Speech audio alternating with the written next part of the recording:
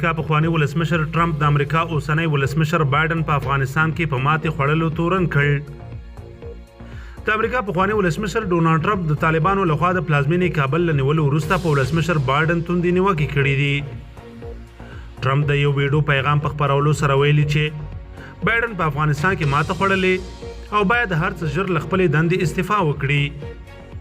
ټرمپ دغه راز بایدن په امریکا کې د کورونا وبا په مخنیوي کې پاتې بللی او زیاته کړې ده چې امریکایان د بایدن له حکومت تنګ شوي او د یو مثبت بدلون راتلو ته انتظار کوي. باید وویل شي چې ټرمپ داسې مهال دا څرګندونې کوي چې له هېواد څخه د کابل حکومت د مشر ډاکټر غني تر تښتېدو وروسته پلازمینه کابل د طالب ځواکونو لاسته ولوېد او اوس د یو نوي حکومت د جوړولو په درشل کې دي.